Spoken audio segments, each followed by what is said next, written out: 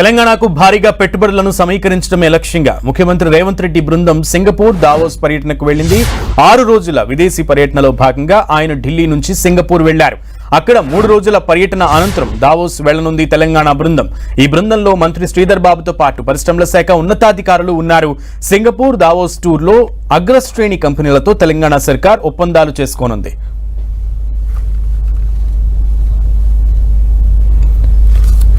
రాష్ట్రంలో పెట్టుబడులకు సంబంధించి వివిధ కంపెనీల ప్రతినిధులతో ఈ 6 రోజుల టూర్లో కీలకంగా రేవంత్ రెడ్డి బృందం పర్యటించబోతోంది. పూర్తి సమాచారం మా ప్రతినిధి ప్రతాప్ అడిగి తెలుసుకుందాం. ప్రతాప్,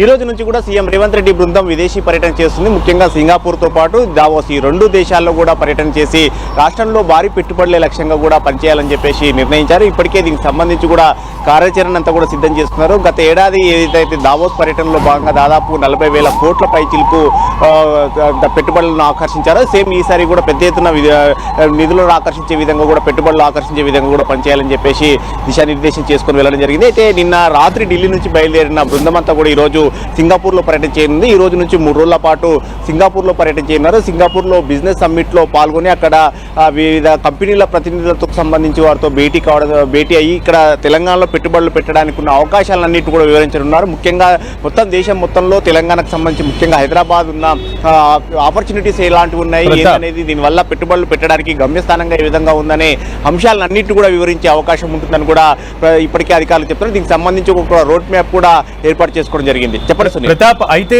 ముఖ్యంగా ఈ రోజు సింగపూర్ లో ఇన్స్టిట్యూట్ ఆఫ్ టెక్నికల్ ఎడ్యుకేషన్ ను ఆయన క్లియర్ గా ముఖ్యమంత్రి రేవంత్ రెడ్డి పరిశీలించుకున్నారు. ఎందుకంటే రాష్ట్రంలో స్కిల్ యూనివర్సిటీని చాలా ప్రెస్టీజియస్ గా తీసుకుంది గవర్నమెంట్. సో అక్కడ దీనికి సంబంధించి అధ్యయనం చేయనున్నట్లుగా తెలుస్తుంది. దీని గురించి అప్డేట్స్.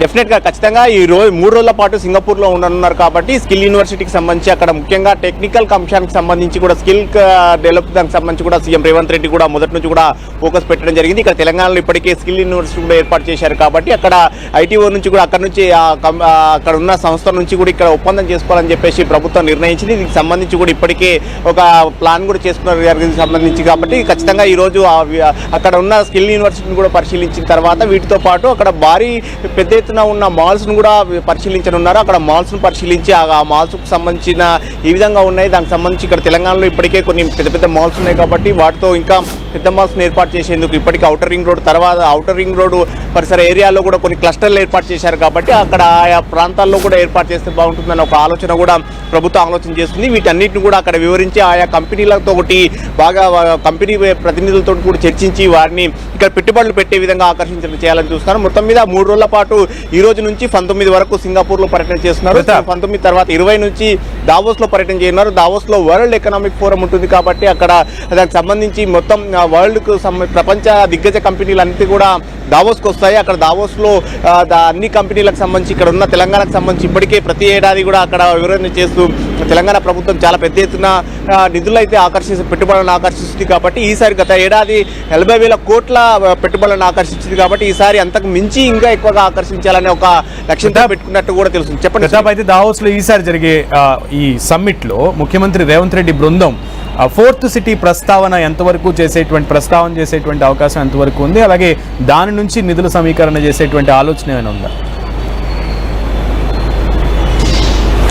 డెఫినెట్ గా ఖచ్చితంగా తెలంగాణ రాష్ట్ర ప్రభుత్వం కళల ప్రాజెక్ట్ గా 4th సిటీని అభివర్ణిస్తుంది. చాలా వరకు కూడా చాలా సందర్భాల్లో కూడా ఇదే అంశాన్ని సీఎం రేవంత్ రెడ్డి పదే ప్రస్తావిస్తున్నారు. 4th సిటీలో అనువైన ల్యాండ్ బ్యాంక్ అయితే ఉంది. ఇప్పుడు వాస్తవానికి కంపెనీలు ఏర్పాటు చేయాలంటే ల్యాండ్ చాలా ముఖ్యం కాబట్టి ల్యాండ్ బ్యాంక్ ఇప్పటికే అక్కడ సేకరించి ఉంది కాబట్టి ఆ ల్యాండ్ బ్యాంక్ ఉపయోగించి ఆయా కంపెనీలు కనుక ముందుకు వచ్చినట్లయితే కనుక వాటికి కేటాయింపులు చేయాలని చెప్పేసి కూడా ప్రభుత్వం భావిస్తుంది. అందులో భాగంగానే 4th సిటీని పెద్ద ఎత్తున ఒక ప్రతిష్టాత్మకంగా తీసుకుంది. ఇప్పటికే 3 సిటీలు అయితే ఉంది. అంటే సిటీ వరకు ఉన్న సైబర్ సిటీ కానీ రాచకొండ ఈ పరిసర ప్రాంతాలకు సంబంధించి కానీ మళ్ళీ 4th సిటీని ఏర్పాటు చేసి రాచకొండ పరిసర ప్రాంతాల్లో మొత్తం పెద్ద ఎత్తున డెవలప్ చేయాలని చెప్పేసి ఒక ఆలోచనతో అయితే రోడ్ మ్యాప్ ని సిద్ధం చేసుకున్న పరిస్థితి అయితే ఉంది. ఇప్పటికే మొత్తం రీజనల్ రింగ్ రోడ్ కూడా రాబోతుంది కాబట్టి ఔటర్ రింగ్ రోడ్ తర్వాత రీజనల్ రింగ్ రోడ్ కూడా కనెక్టివిటీ అంతా కూడా ఆ విధంగా ఉండేటట్టుగా కూడా ఇప్పటికే రాష్ట్ర ప్రభుత్వం ఒక ప్లాన్ కూడా చేయడం జరిగింది. మొత్తం మీద అక్కడ పెద్ద ఎత్తున ల్యాండ్ బ్యాంక్ ఉంది కాబట్టి ఏవైతే పరిశ్రమలు పెట్టడానికి ముందుకు వస్తాయో వారికి సంబంధించి కూడా అక్కడ పరిశ్రమలకు సంబంధించి కూడా